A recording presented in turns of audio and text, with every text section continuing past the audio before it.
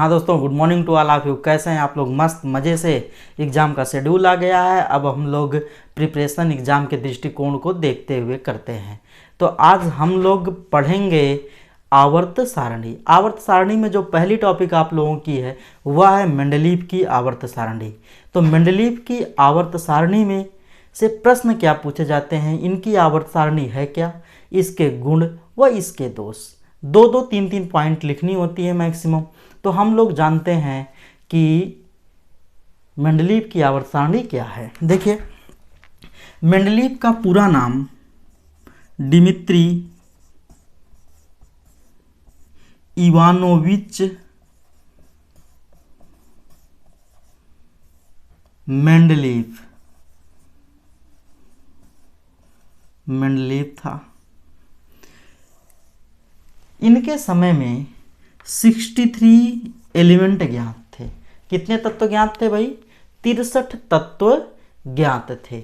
इन्होंने एक ऐसी आवर्त सारणी बनाई या एक ऐसी सारणी बनाई जिससे तत्वों का अध्ययन आसान हो गया, और इनके द्वारा बनाई गई आवर्त सारणी को हम लोग मेंडलीव की आवर्त सारणी कहते हैं। यहाँ से जो प्रश्न पूछा जाता है वह यह पूछा जाता है कि मेंडलीव का आवर्त नियम क्या था। तो हम लोग मेंडलीव का आवर्त नियम पढ़ते हैं। मेंडलीव का आवर्त नियम हम लोग बस एक लाइन में लिखते हैं कि तत्वों के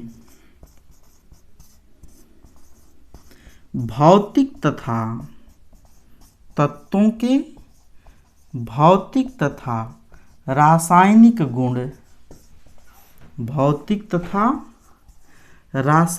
गुण उनके परमाणु भारों के, इसको ध्यान दीजिएगा बेटा, परमाणु भारों के आवर्ती फलन होते हैं।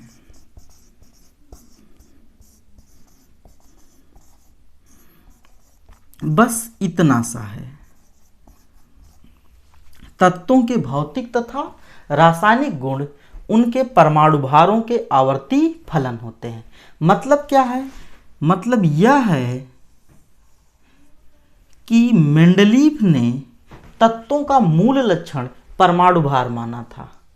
यानी कि मेंडलीव ने तत्वों का मूल लक्षण क्या माना? परमाणु भार माना। और उन्होंने बताया कि यदि परमाणु भारों के बढ़ते क्रम से तत्वों को सजाया जाए तो एक निश्चित अंतराल के बाद उनके भौतिक तथा रासायनिक गुणों की आवर्तीता होगी, यानी दोहराव होगा।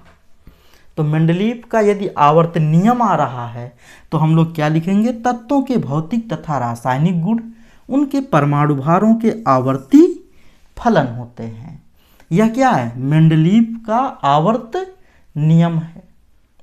इसमें आपको याद क्या रखना है कि परमाणु भार, मेंडलीव ने परमाणु भार को तत्वों का मूल लक्षण माना। अब जो दूसरा प्रश्न यहाँ से बनता है वह यह बनता है कि मेंडलीव की आवर्त सारणी से आप क्या समझते हैं। मतलब कि जो मेंडलीव की आवर्त सारणी है वह किस प्रकार की है। तो मेंडलीव ने अपनी आवर्त सारणी में 8 ऊर्ध्वाधर खाने बनाए। 8 ऊर्ध्वाधर खाने का मतलब यह खाना कैसा है? ऊर्ध्वाधर है। ऊर्ध्वाधर खाना कितना बनाया भाई? 8 बनाए। मेंडलीव की आवर्त सारणी में कितने ऊर्ध्वाधर खाने थे? 8 खाने थे। एक टॉपिक। दूसरी टॉपिक, इन्होंने जो है अपनी आवर्त सारणी में 12 क्षैतिज खाने, यानी इस तरीके के कितने खाने बनाए भाई? 12। कैसे खाने? क्षैतिज खाने।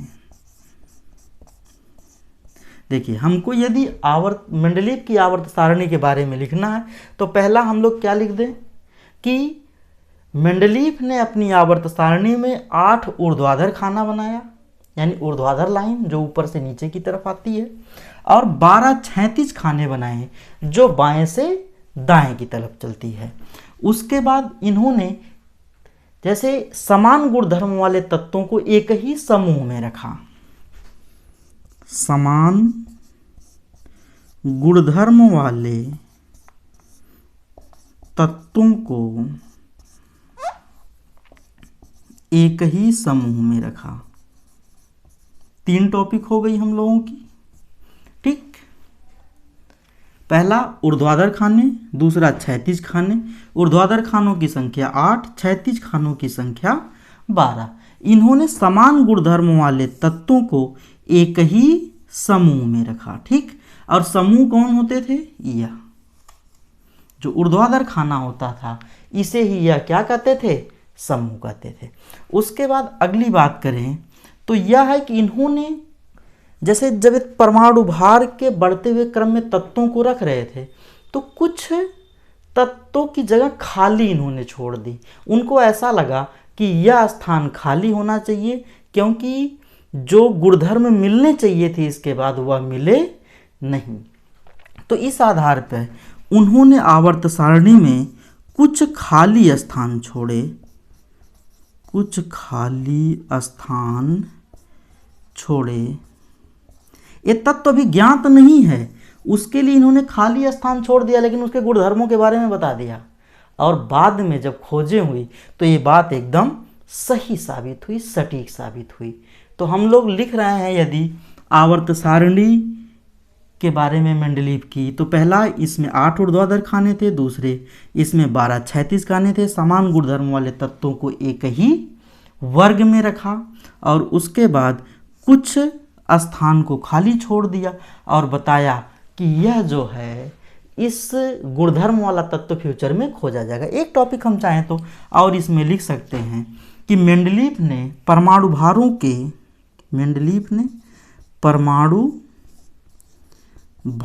के बढ़ते क्रम में तत्वों को सजाया।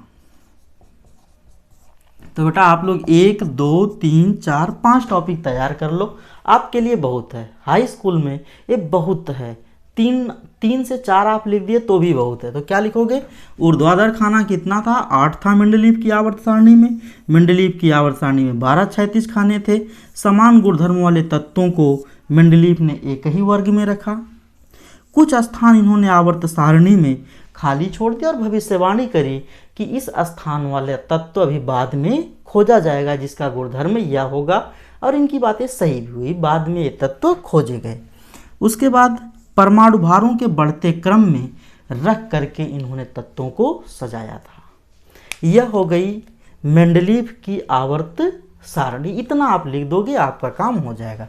उसके बाद एक प्रश्न आपसे पूछा जाता है कि मेंडलीव की आवर्त सारणी की विशेषताएं लिखिए या गुण लिखिए। ठीक, तो इसमें हम लोग मेंडलीव की आवर्त सारणी की विशेषताएं या गुण लिखने के लिए हम लोग इसमें लिख देते हैं कि मेंडलीव की आवर्त सारणी से तत्वों के भौतिक तथा रासायनिक गुणों के अध्ययन में सुविधा हो गई। किसमें भाई? पहली टॉपिक भौतिक तथा रासायनिक गुणों के अध्ययन में सुविधा। ठीक है बेटा, पहला क्या हो गया कि तत्वों के भौतिक तथा रासायनिक गुणों के अध्ययन में सुविधा हो गई।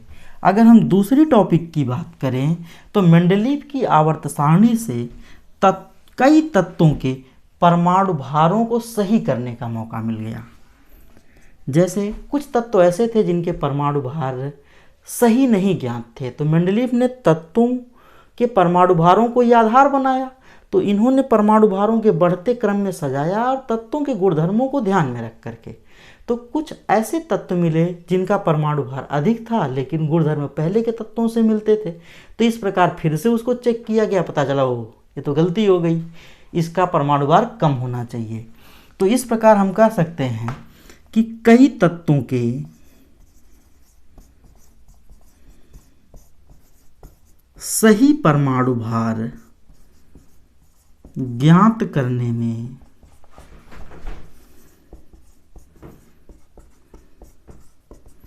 सहायता मिल गई। ठीक,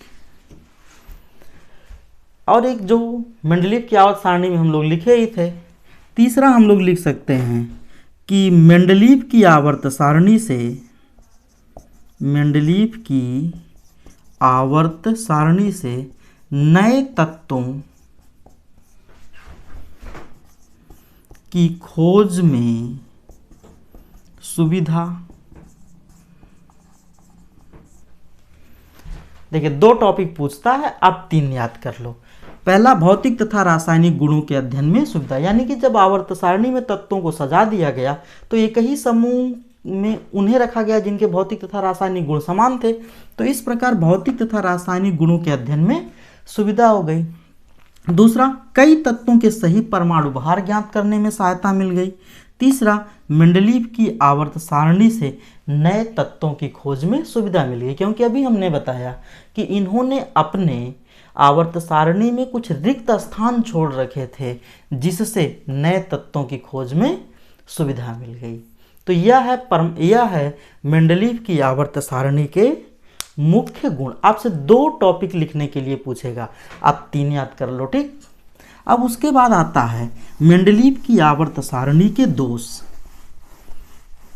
मेंडलीव की आवर्त सारणी के दोष की बात करें तो इसमें जो है, पहला है भाई, हाइड्रोजन की स्थिति, यानी कि आवर्त सारणी में कहाँ पाया जाता है हाइड्रोजन, हाइड्रोजन की स्थिति का निश्चित ना होना, मतलब कि जो मेंडलीव की आवर्त सारणी है उसमें हाइड्रोजन का स्थान निश्चित नहीं था, क्योंकि इसमें जो है क्षार धातुओं के या धातुओं के भी गुण मिलते थे और उधर हैलोजन के साथ भी इनकी समानता थी, इसलिए हाइड्रोजन की स्थिति को यह निश्चित नहीं कर पाए थे।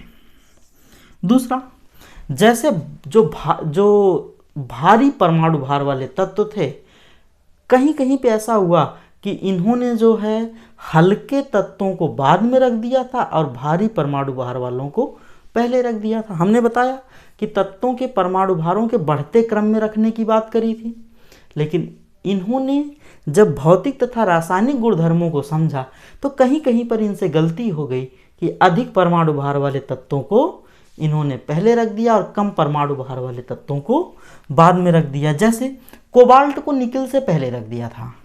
किसको? कोबाल्ट को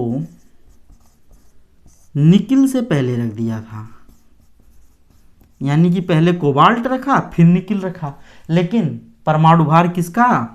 निकिल का कम होता है, जबकि सही क्या होना चाहिए? पहले निकिल होना चाहिए फिर कोबाल्ट होना चाहिए।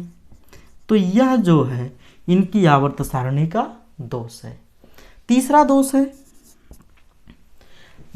कुछ ऐसे तत्व थे जिनके गुणधर्म समान थे लेकिन उनको अलग अलग समूहों में रख दिया था। ठीक, जैसे देखिए प्लेटिनम Pt और गोल्ड Au, इसको जो है इन्होंने क्या किया कि अलग अलग समूहों में रख दिया, जबकि इनके गुणधर्म क्या हैं? लगभग समान है। इन्होंने Pt को 8वें समूह में रख दिया था और उसके बाद Au को पहले समूह में रख दिया था, जो कि क्या इनकी आवर्त सारणी के दोष है। भाई इनके गुण तो सेम हैं लगभग, तो इनको अलग अलग समूहों में रखने की क्या जरूरत थी? तो मेंडलीव की आवर्त सारणी के दोष की बात करें तो हाइड्रोजन की स्थिति का निश्चित न होना, भारी परमाणु भार वाले तत्वों को पहले, कुछ जगह पे भारी परमाणु भार वाले तत्वों को पहले रख देना और हल्के परमाणु भार वालों को बाद में रख देना। एग्जाम्पल में निकिल और कोबाल्ट की बात कर देते हैं। उसके बाद समान गुणधर्म वाले तत्वों को अलग अलग समूहों में रख देना, जैसे प्लेटिनम और गोल्ड, इन दोनों के गुणधर्म लगभग समान हैं, जबकि इनको बहुत दूर दूर रख दिया। गोल्ड को पहले समूह में रख दिया और प्लेटिनम को 8वें समूह में रख दिया। तो इतने ही प्रश्न आपसे जो है बोर्ड पूछता है हाई स्कूल में कि मेंडलीव की आवर्त सारणी से आप क्या समझते हैं, तो उसमें हम बता देंगे कि 8 ऊर्ध्वाधर खाने हैं, 12 जो है क्षैतिज खाने हैं, इन्होंने तत्वों के परमाणु भारों को बढ़ते क्रम में रखा है, आदि चीज़ें हम बता देंगे, तो मेंडलीव की आवर्त सारणी हो गई। विशेषता या गुण की बात करेंगे तो इन्होंने, एक तो यही हम सब में बोल सकते हैं भाई, चाहे आवर्त सारणी हो चाहे गुण की बात, इन्होंने परमाणु भारों के बढ़ते हुए क्रम में रखा। ठीक, दूसरा, इससे तत्वों का अध्ययन आसान हो गया। तो ये इनके क्या हैं, गुण हैं। और उसके बाद हम लोग बात करें कि इनके दोष क्या हैं, तो दोष में हाइड्रोजन की स्थिति का निश्चित ना होना, और उसके बाद यहाँ पे है भारी तत्वों को बाद में और हल्के तत्वों को पहले रख देना, समान गुणधर्म वाले तत्वों को अलग अलग समूहों में रख देना। और जो सबसे इम्पोर्टेंट प्रश्न इससे पूछा जाता है वह पूछा जाता है मेंडलीव का आवर्त नियम। यानी मेंडलीव का आवर्त नियम क्या है कि तत्वों के भौतिक तथा रासायनिक गुण उनके परमाणु भारों के आवर्ती फलन होते हैं, अर्थात जब तत्वों को हम उनके परमाणु भारों के बढ़ते क्रम में रखते हैं तो एक निश्चित समय के बाद उनके गुणों का दोहराव होता है। यह हो गई टोटल। इससे बाहर शायद ही पूछा जाता हो कभी, कहाँ से, मेंडलीव की आवर्त सारणी से। तो आज के लिए बस इतना ही। अगली वीडियो में, एक छोटी सी वीडियो में 10 से 12 मिनट की वीडियो में हम लोग आधुनिक आवर्त सारणी को क्लियर कर लेंगे। ठीक, तो मिलते हैं कल की वीडियो में। थैंक यू, धन्यवाद।